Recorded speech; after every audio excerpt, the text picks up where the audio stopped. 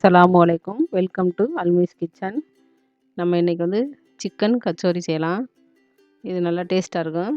Puffs மாதிரி இருக்கும். இது வந்து நீங்களும் வீட்டில் செஞ்சு பாருங்கள். ரொம்ப டேஸ்ட்டாக இருக்கும். இப்போ வாங்க நம்ம எப்படி செய்யலான்னு பார்க்கலாம். அதுக்கு தேவையான பொருள் வந்து 1 கப்பு மைதாக்கு 1/2 கப்பு கோதுமை போட்டுக்கிறேன்னு. இப்போ வந்து கோதுமை 1/2 கப் போட்டுக்கிறேன்.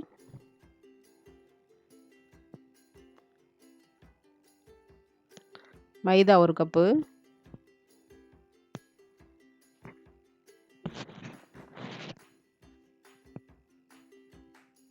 தேவையான அளவு வந்து உப்பு போட்டுக்கிறேன்னு.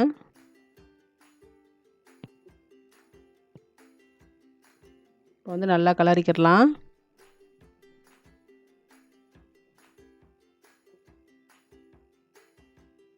ரெண்டு ஸ்பூன் எண்ணெய் ஊற்றிக்கலாம்.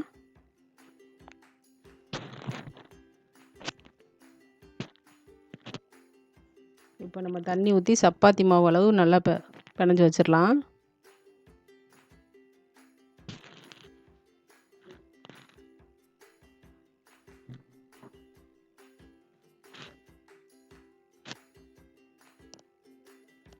கொஞ்சம் கொஞ்சமாக தண்ணி ஊற்றி நம்ம சப்பாத்தி மாவு அளவு பிணைஞ்சிடலாம்.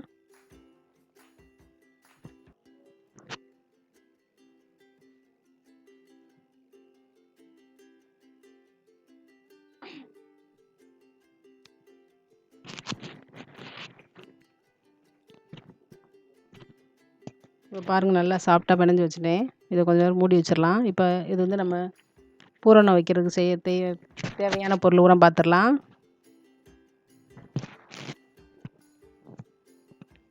ஒரு பெரிய வெங்காயம், 2 ஸ்பூன் எண்ணெய், இஞ்சி பூடு, கஸ்தூரி மேத்தி, கோழிக்கறி வந்து நான் அவிச்சு சின்ன சின்னதாக கட் பண்ணி வச்சுருக்கேன். உப்பு போட்டு அவிச்சு, உருளைக்கிழங்கு 3 உருளைக்கிழங்கு சின்ன சின்னதாக நறுக்கி வச்சுருக்கேன்.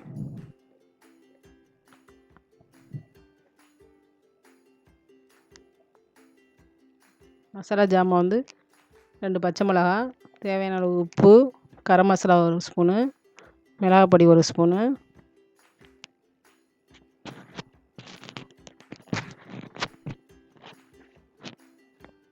இப்போ ஒரு கடாயில் எண்ணெய் ஊற்றி வெங்காயம் போட்டுக்கலாம். வெங்காயம் நல்லா வெந்தோடனே நம்ம இஞ்சி பூடு போட்டுக்கலாம். இஞ்சி பூடு போட்டுக்கலாம்.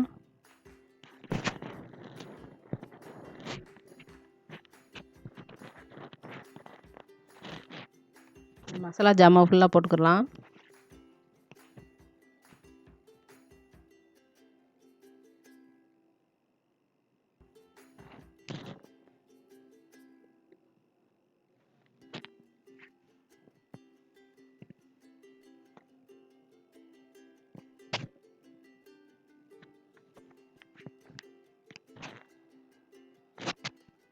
இப்போ நம்ம சிக்கனை போட்டுக்கலாம். ஏற்கனவே வெந்ததுனால ரொம்ப நேரம் வேகணும் தேவையில்லை.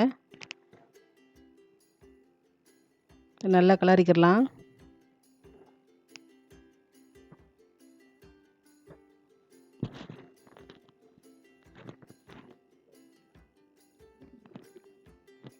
இப்போ அவிச்ச உருளைக்கிழங்கு போட்டு நல்லா மசிச்சு விட்டுறலாம்.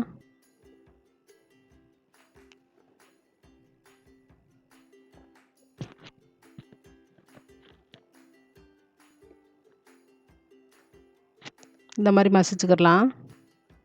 இப்போ பாருங்கள், நல்லா மசிஞ்சிடுச்சு.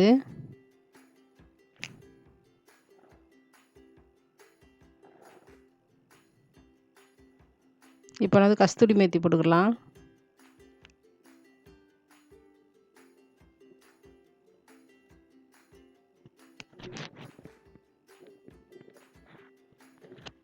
பாதி எலுமிச்சம்பழம் பிழிஞ்சு விட்டுக்கலாம்.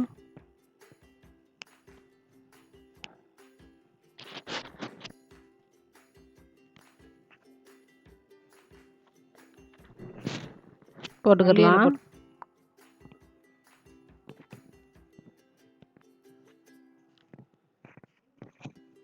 இப்போ நல்லா கிளறி விட்டு ஆற வச்சிடலாம்.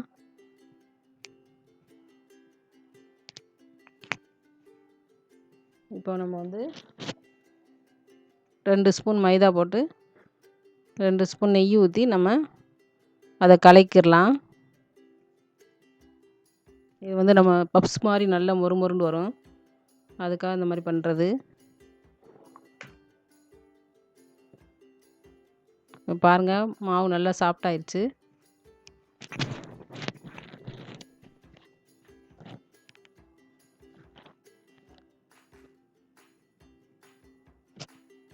நல்லா அமுக்கி விட்டு நம்ம சின்ன சின்ன உருண்டையாக எடுத்துடலாம்.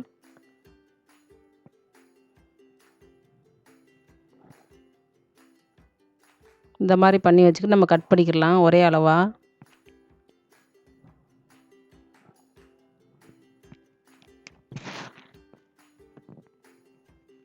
பாருங்கள், இந்த மாதிரி கட் பண்ணால் நம்மளுக்கு கொஞ்சம் ஈஸியாக இருக்கும், ஒரே அளவாக வரும்.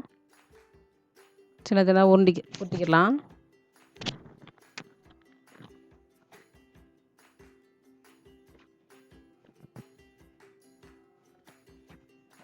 இது காயாமல் இருக்க மேலே எண்ணெய் தடவி வச்சிடலாம்.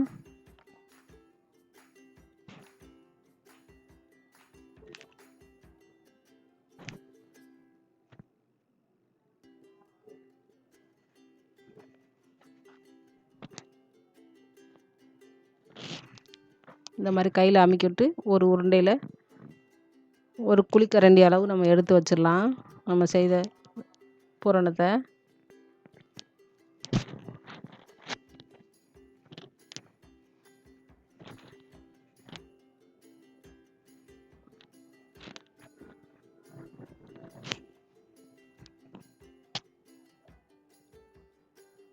பாருங்கள், இந்தளவு எடுத்து வச்சுக்கலாம்.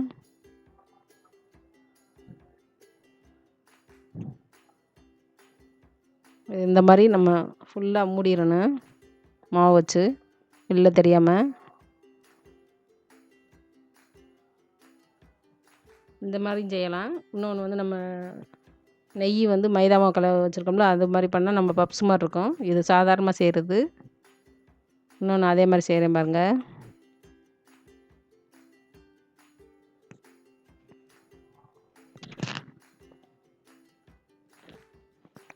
நம்ம பூரிக்கட்டையில் இழுத்துக்கிடலாம்.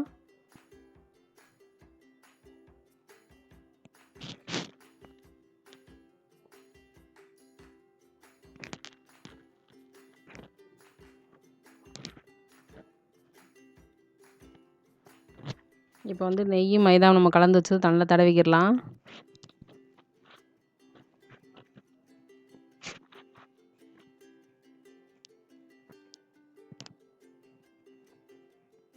மேலே கொஞ்சம் மைதா மாவு போட்டுக்கிடலாம். இந்த மாதிரி மடக்கி விட்டுறலாம்.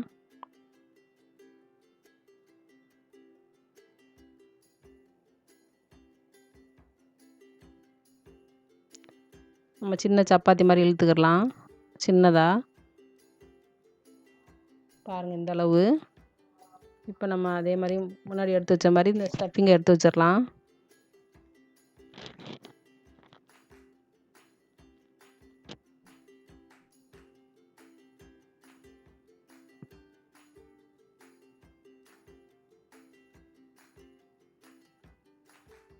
அதே மாதிரி நம்ம ஃபுல்லாக மூடிடணும்.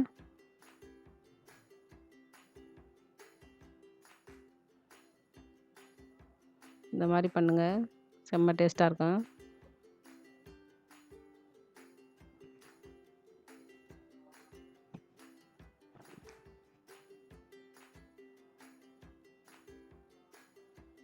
பாருங்கள், இந்தளவு அமுக்கி விட்டுக்கலாம். ரொம்ப பெருசாக இருக்கக்கூடாது, ரொம்ப கனமாகவும் இருக்கக்கூடாது. இந்தளவு அமுக்கிடலாம். எல்லாத்தையும் இதே மாதிரி செஞ்சு வச்சுக்கலாம். இப்போ எண்ணெயில் போட்டுடலாம்.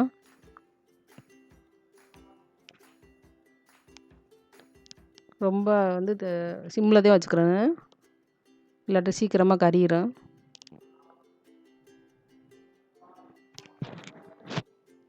பாருங்கள், புரட்டி விட்டாச்சு.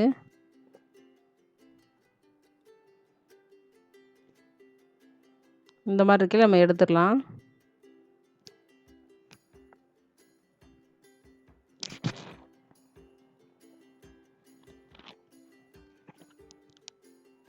பாருங்கள், நல்லாயிருக்கு, நல்லா வெந்திருக்கு. நீங்களும் இதே மாதிரி செஞ்சு பாருங்கள், உங்களுக்கு பிடிக்கும். நீங்கள் பிடிச்சிருந்தா சப்ஸ்கிரைப் பண்ணுங்கள். தேங்க்யூ. அஸ்ஸலாமு அலைக்கும்.